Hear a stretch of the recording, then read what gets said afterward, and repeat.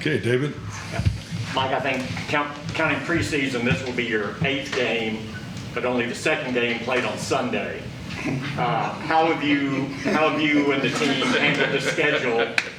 And are you kind of looking forward to getting to a more normal schedule? We spent a lot of time on scheduling, that's for sure. But no, this is the traditional, short week after Monday night. The good part is it was at home. It was a victory. But today, the biggest change will be how you practice. Obviously you got to be in tune with, these guys are less than 48 hours away from playing a game. So we'll do a mock format today, work on normal D&D. So we had a big block this morning where we reviewed the Philadelphia game, from like 8 o'clock to 9 o'clock. And then we're going back through our normal, Wednesday meetings from 9 to 11. We'll break for lunch. Then we'll do special teams afterwards. And then we'll have a later mock practice. And then have just the post meetings for the offense and defense. How's Nseki doing? Is he back? Good. He's here. Yeah, he's here. He's working. So. You picked him to practice at all? They won't practice today. It's not really practice. I think he is. I would put him in the rehab group tomorrow. Any change with Neil and I? Say again? Any change with Neil and Bradley and I? No change. Yeah, they're both in COVID protocol. Nobody new added to that either? No, we just have 2 currently in protocol. Mike, circumstances obviously dictated some things, as they do. But when you saw Mike coming out, did you ever envision him? Did you ever have a plan that, hey, this guy could be an every down defensive end?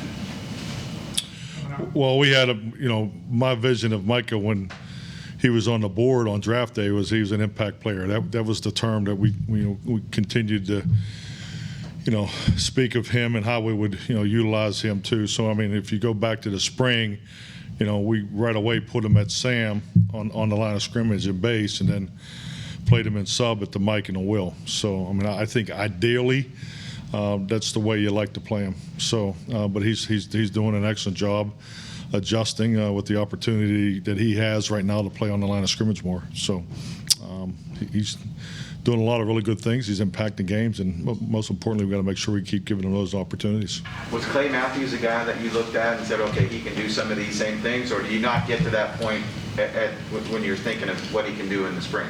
I mean, there's similar abilities, but we view Clay more outside and then moved inside. I mean, Clay played off the line of scrimmage at USC, but when he was drafted, he was selected as an outside linebacker in the 3-4 scheme as his primary position. I thought when we moved Clay back to the Mike, I thought he was extremely productive. Where I would look at Mike at starting off the ball and then coming up to the line of scrimmage. So, but I think clearly for rookies and how you utilize them in your defense, very similar approach. I mean, you want to make sure those guys have plenty of opportunities to impact the game. The circumstances with injuries actually kind of accelerated where you wanted him to get to as you went along?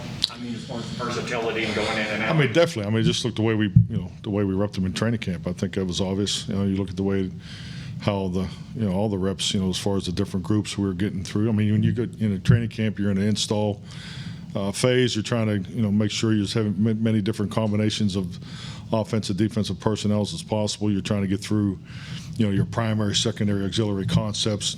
So make sure your menus are have the volume that you're looking for, especially in early season football. We've had 2 uncommon opponents, in both the Chargers and now the Panthers. So with that, you have to be flexible and change. And at the end of the day, you want to operate in the concepts that you have a lot of reps in. I think just a general philosophy. Think of players, not plays, especially in tight spots in a game.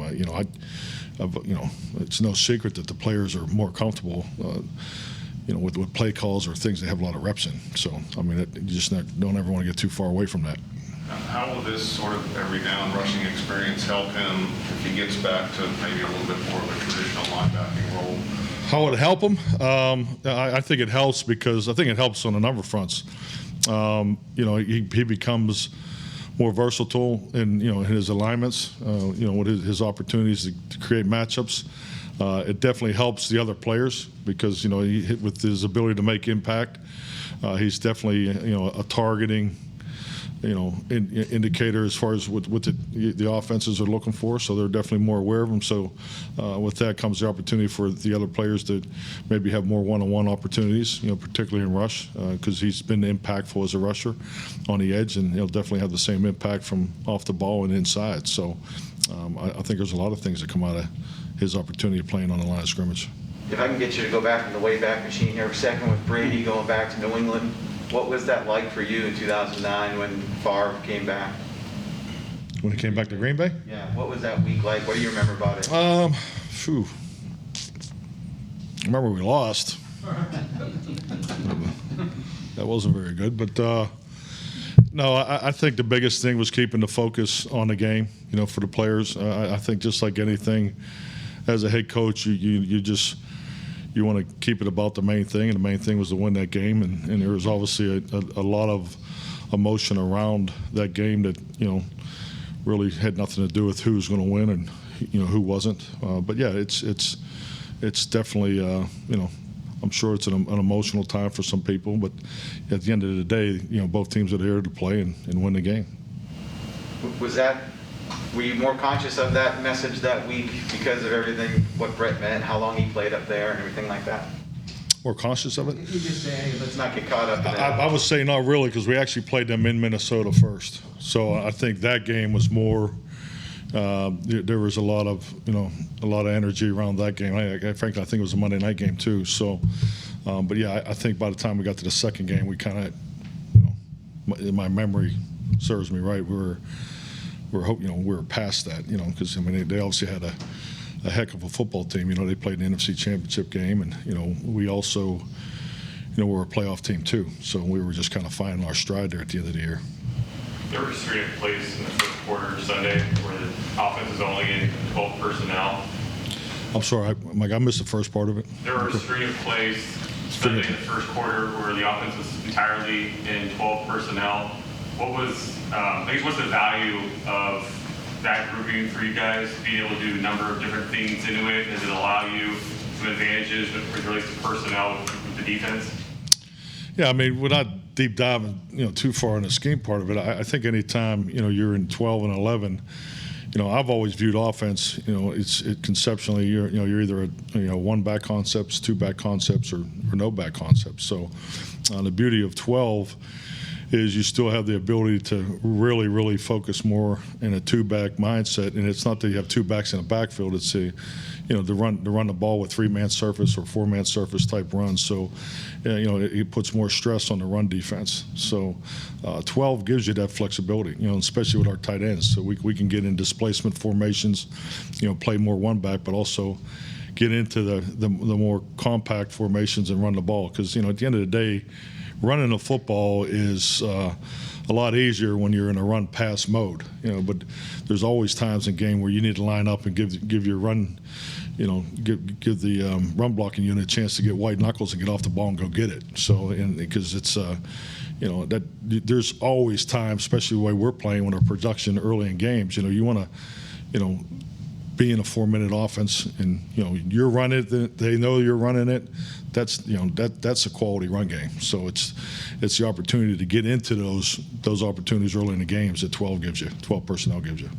What have you seen from Dalton Schultz from where he was when you were reviewing this team when you took over to what he's done since you've been here going forward? Didn't know a whole lot about him, but I think he was definitely a guy that's very smart, very detailed. Always asked good, a lot of questions, good questions early in the process. And it's just, his leadership has been growing, with his performance. So, he had an opportunity last year that, he's has taken full advantage of. I mean, it's definitely given us, a really good 1-2 punch with him and Blake. I mean, it's, I think teams clearly got to identify how they want to play those two guys because, I think Kellen's and the staff's done a great job conceptually moving those guys around, and that flexibility is something we need, and frankly, it carries over to matchups in the passing game.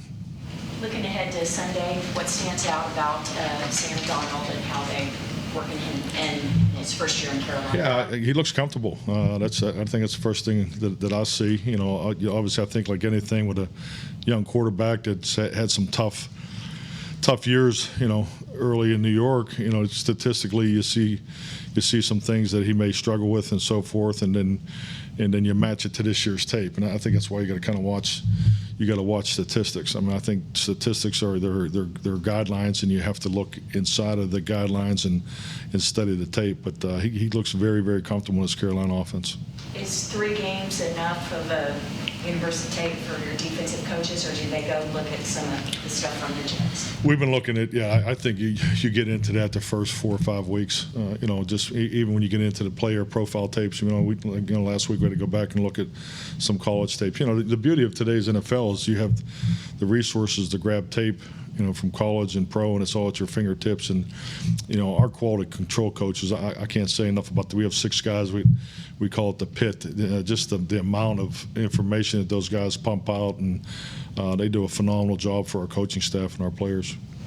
When you look at the athleticism of Carolina's pass rushers and the quick hit-off by Hassan Reddick and Brian Burns, what are some of the challenges that they present? Well, I mean, definitely I think that is a snapshot of how they're playing. You know, they're really crowding the ball, getting off on the ball. You know, there's a lot of activity. I think they do a really good job finishing plays, you know, both offensively and defensively. So, you know, we're treating this game as an uncommon opponent. I think they have, 8, 9 players that were in this game back in 2018. So, you know, we've recognized that this is a roster that's changed a lot. And, you know, this is similar to the Chargers preparation. So, you know, we just, you know, we're spending more time than you probably in a normal week's flow on the video, because we got to make sure we know these guys, and but they're playing with good juice. I mean, I've been impressed with their first 3 games. The Philly defense was off to a good start coming in here. Carolina comes in with the #1 defense. What gives you the confidence that your offense can kind of do its thing regardless of what's being presented on the other side? Well, I think it's a common mindset you have to have in this league, and it's the focus on the things that you do well and build off of that, but also be, you know, accountable and cognizant of the things you need to improve on. I mean, we had a nice win Monday night. By no means do we got this thing figured out. There's things we can do better. We need to stay in cleaner opportunities with our pre-snap operation. You know, we can finish better, and this is going to be a big challenge with the way they're playing. So that's the beauty of this league. It's a grind every week. So and they're on a 10-day schedule, and we're on a short week schedule. So that's all part of the challenge. Can Connor do to clean up the holes? Just not hold? I mean, Say it again? What can Connor do to clean up the holes other than just not hold? Is there technique issues? Well, I think in both of his, when you watch the tape, it's both times he got caught with a grab. And the one was, I mean, it was really tight inside. You don't normally get that in there. So, yeah, I'm not going to, you know, we coach, every play is graded. You know, every grade is, you know, gets a technical grade, and you continue to work on those things. So, you know, based off what the officials saw and so forth, I got enough on my plate. Going back to what you said about the quality control guys, I'm just curious, as long as you've been around the NFL, do you have more information now than maybe you did in the past, or is it just easier to get that information? I would say you have more instant information tied to video clearly than you had 20, 30 years ago. I mean, I look back at the 90s. I mean, when you were on Betacam and you had catalog numbers, I mean, it'd take forever just to, you know, get the catalog numbers onto the video. That was an hour process. Then you had to get that typed in, and then just to make a normal flow of cut-ups, you know, where now, I mean, hell, PFF has them out right after the game, so a little plug for them. But it's, you know, you're able to get the video, you know, with the coaches tape. So I just think the speed of information tied to the video is so much more accessible, and I think what it really teaches you have to have a discipline of what are you actually going to use, you know, because this is definitely the era of football where too much is definitely the challenge as opposed to not enough information, in my experience. Were days longer as a coach 20, 30 years from now before the advent of film and all that, or is it because you're able to work smarter, not harder, or is it just you're putting in long hours no matter what, and it's just more in depth? Or how do you compare how technology has impacted the coach's game? Well, I think as I stand up here in front of you, you can see it was a lot harder in the old days. So it's once again, I think you had to work harder to get the cut-ups and the teaching tapes and and get it to the level that you were looking for 20 years ago, clearly. Where today, the players have instant access to, to what we're giving them too. So I would clearly say it's, without a doubt, it's a lot easier today than it was even 10 years ago. Did the coaches like that the all-22 is so available publicly? Or is that, I mean, because so many things. Hey, anything to help the media and the public, man, we're all about it. I mean, I don't even know why I should just bring the damn game plan in there and throw it up, and I could get out of here early. So, I mean. Well, that's a no. Oh, man. It's the world we live in. So. Is it difficult to discipline yourself? Because like you say, you can have information overload, but there's always the thing of, well, maybe if I just watch 30 minutes more, I'll find something I'm not sure about. How do you and the staff kind of draw that line on where? I mean, you got to have systems, you got to have processes. I think that's, really the big part of the head coach. I think that's why you spend so much time. I don't think that's why we spend so much time on scheduling, expectations of what a meeting looks like, expectations of what a game plan looks like, expectation of how you practice. You have 4 practice formats. This is exactly what we wanted because I just think like anything, too much is probably a bigger danger and not enough right now. But because the reality of it is it's football, and you got to keep it that way for the players. I mean, if we have all this great information and have the greatest cut-ups and the greatest game plan and the greatest profile tapes and it's slowing the players down, then that's an issue. Our job is to make the players, help them, play faster and see things quicker and have a cleaner process so they can play with great energy and they're not a step slow. We want to be a step faster than our opponent. So and that's what I look. That's a big part of my job is are the meetings the right way, or are we conceptually teaching? We're not rote memory with because everybody learns different, especially in today's generation than the last generation. So that's a big part of coaching today's athlete. Thank you. Thank you. Thanks, Mike.